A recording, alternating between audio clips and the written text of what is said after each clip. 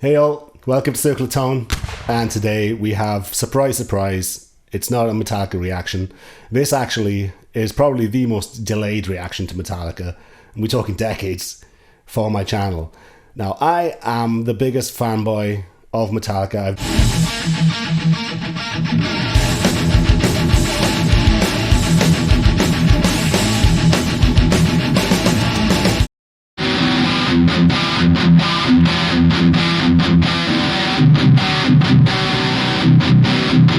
I've done videos in depth on their guitars, on their tone, on their amps, on their mods, on the fact that they sped up Master of Puppets on tape. I was one of the ones to break that. I was a Beavis and Butthead style teenager, walking for miles, foregoing my bus fare just to buy a picture disc of Jump in the Fire, alright? That was me as a kid. Absolutely obsessed. I cannot thank this band enough for cheating the way they did to speed up tape so that my right hand could get on par, right? Let's concentrate. Rather than go through nostalgia and kiss their ass, I'm going to tell them the moment that I knew they were done. And it wasn't them bringing out a music video. It wasn't when the drummer of Slayer, Lombardo, threw the album down the stairs, the Black Album, because they slowed down. It wasn't that. It was after the Black Album. And it was this moment that I knew Metallica were fucking done. Hey, hey, hey.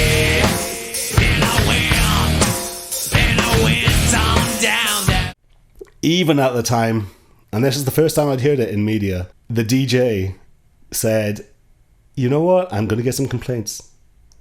This sucks. Yeah.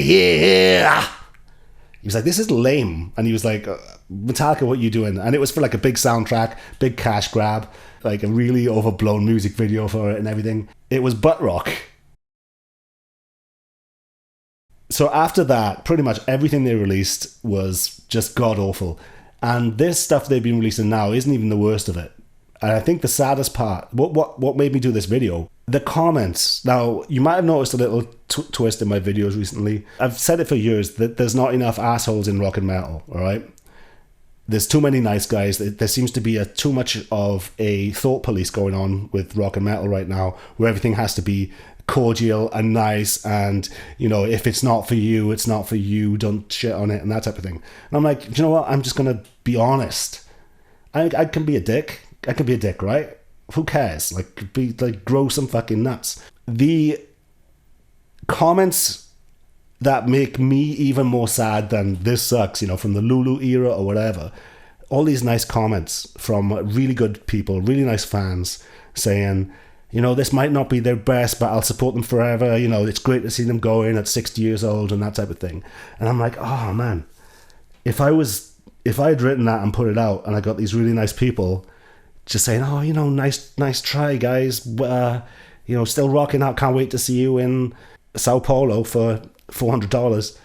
These loyal fans, you know, not refusing to rip on Metallica because of what they've given us, what they've given me. Look at all this shit in this room. Metallica gave me a guitar obsession and a thrash obsession. They gave me a genre which was, in my opinion, one of the best in the world. It's up there with the birth of punk. You know, the thrash scene was so much fun.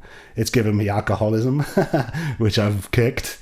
Metallica on skateboards, drinking and alcoholic logos and everything. I was like, oh, this is cool, I'm going to do it. And I did it. A bit too much, but I did it. So yeah, a huge influence on me for good and for bad, right? That is what made me do this video. I'm like, I'm seeing all of these good job, gold star reviews. I'm like, oh dude, if I was reading that as somebody who'd created it, after creating the greatest album of, one of the greatest albums of all time, Master of Puppets and Ride the Lightning, I'd be like, that will kill me more than this fucking sucks. You don't get it. Because at least then, you know, you can fight against that. You can't fight against being not patronized, but just patted on the back. Like I say, it's time to give Metallica another participation trophy. We see Hetfield a lot in the press recently about how depressed he is and the rest of it, and a lot of it is because of its chemicals. You go on the road, you get adulation like a god, and you get these massive highs, and your brain wants to regulate dopamine, things like that. When you go home and then you're taking out the trash, you're not getting that high, so then you turn to alcohol. And that also has a price. Same deal, where you might have noticed if you go on a bender, the next day you're super depressed because you've already flooded your brain. They say it's a depressant. It's not a depressant. It's actually the opposite. It makes you happier. Usually alcohol does. What it is a numbing agent. So it numbs you, but you get a high from it, like a happiness high. That has to be replaced. So he's been flooding himself with adrenaline, with alcohol for years and years and years, and now can't get on an even keel because he's so used to these extremes, right? I want to read to you now why I think he is depressed, because listen to this. Another reason why he's depressed, not just the highs and lows, all right? Quote from Metallica: "We are overachievers and we are perfectionists. We think outside the box and we try to be first at things. There's no nostalgia driving this band. We used to be very fearful of it." So Metallica's biggest fear has come back, where they are rehashing Kill 'Em All early Mustaine songs, right? Welcome to this life, born into the fight, beating clean your dream. Look you in the eye, that's a broken sky, breaking dopamine. I have another theory. Man. And this is total 1% of me thinks this, right? But the more I think about it, the more I go, did AI write Metallica's latest songs? Because think about what AI would do. It would scrub the entire internet for everything Metallica, right? It would look at all the lies in the interviews that Lars would give, say, oh, this is just like our old school stuff, because he's always trying to sell it, give us the passion that we felt about it in the 80s and early 90s, right? So he's always saying, oh, back to our roots, this and that. A lot of reviews will be like, oh, the old stuff is the best ever, groundbreaking album, the beginning of thrash, 5 stars, Kill 'Em All, 5 stars, Master of Puppets. Did AI go back and say what would be the most popular thing that they would do, and then start playing stuff that they said they'd never do? Rehashing old Metallica licks. Kirk Hammett's even ripping himself off.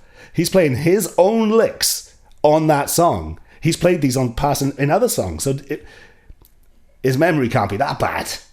You know what I mean? So yeah, that's a little bit of fun. What would a computer do? You know, you'd have a good right hand, and then he'd maybe cheat and speed up the tape like Master of Puppets. So I think they were kind of traumatized by And Justice for All because it was so fast, so technical. Lars never sounded better. The entire band was like absolutely ripping. Long songs, convoluted. Then you go on tour with that stuff, and it was about that time that James's voice started going. And I think it was during So What, when they were recording So What, that Hetfield's voice went. And it never kind of recovered. And honestly, I think part of it is because things like Master of Puppets were sped up, that makes your voice go up like a chipmunk. So he'd have to tune up to E instead of D standard, like they tuned to for Master of Puppets, and then sped up the tape. So he'd be singing just slightly out of his range. And it was tough to reach that range in the first place. So I think, a lot of things broke his voice, and they cheating, I don't think, helped. But it really helped the scene. It was fucking amazing. Cheat forever. I've got a video on why you should cheat in music, as long as it hits the public a certain way, okay? If Kirk Hammett's solos are not generated by AI, okay? And they're not, but, it's a bit of fun. To say he's phoning it in, copying his old licks, is an understatement. Is Kirk Hammett so fed up of this complaining, whinging ass band? And Lars is a handful to be around. I love him. What do I say about not enough assholes being in rock and metal? He is a motherfucker. I love him. But imagine being around him, and now you have this sad lion of Hetfield just moping around, getting divorces and headlines, and this song is about suicide. I can't even say it. This song is about being by the side of a sewer. I'm banned from Facebook, by the way, because can you remember this, speaking of censorship, can you remember the Guitar Center video that just came out where some Chad that worked in Guitar Center, homeless looking dude, was trying to steal a guitar, then he smashed the guitar up, and then he started getting a bit rowdy with the guitar store employee. He basically put him in a rear naked choke. And I joked on Facebook, sometimes you just gotta choke a bitch. And then I got banned. And then censorship came up, something about Varg and the black metal video I did, because he's been cancelled, right? And I said censorship is bullshit, even though that he is, he hasn't got the best ideas in the world. I explained, I said, yeah, I just got banned by AI because I said sometimes you just got to choke it. And I said I didn't want to get censored. I put some exclamation marks and, apostrophes instead of spelling out the word bitch. And I got banned again because I figured out what I was trying to type. And now I'm banned as we speak on Facebook. I have a goddamn group to run. I'm making stupid joke about, and you can't even joke. They come in, man. AI has ruined Metallica and it's ruined my day on Facebook. It's actually nice to get off Facebook for a while. So Kirk Hammett, man, is he so sick of dealing with this moping, troubled, poor, good-looking, successful millionaire that has a million fans every day and is patting his back? This poor guy, right? And then Kirk Hammett's like, "You're depressed?" And Lars is probably, snorting coke off a cymbal and him blah, blah, blah, blah, blah, and he's got a bass player that's folding it in. The bass is so fucking boring. What is he doing? He's following the route the whole way through. Jesus, what a fucking boring ass, phoned in, lame, limp-wristed, dry as a fucking bone shambles this fucking band has turned into. It's fucking so dull. It's so predictable. What the fuck are they doing? They need who's helping them with production? Probably shake them and fucking Rolexes fall off them and nothing thrash, nothing metal will fall out of them if you shake them. Yeah, I think Kirk Hammett has quietly quit a long time ago. The bass player is cashing checks, you know what I mean? Because Hetfield's voice, he's really limited now to a certain range, you know what I mean? No amount of warm-ups and singing exercises is going to get him back to that feral fucking beast that he used to be. So they tried to get John Bush in from Ahmed Saint at once upon a time because he was struggling with vocals. And why not? Get a new singer, get a new lead guitarist, and tell the bass player you can actually play. Don't keep him in the shadows like a fucking mushroom with a low slung bass doing the crab. Maybe that's why he does the crab all over the place. Because, what he's playing, you can't fucking hear him. It's like, look at me, you can't hear me, so look at me, I look cool. And he is fucking cool. He's a beast of a player. I don't know, man. And thanks to my patrons of tone, patrons of moan. Dude, the black metal video I just did. The comments, oh my god, it's so fun. They actually think black metal is original. It's adorable. Thanks to Rumi and Michael P. New patrons, thanks for signing up, chaps. Circle of Tone.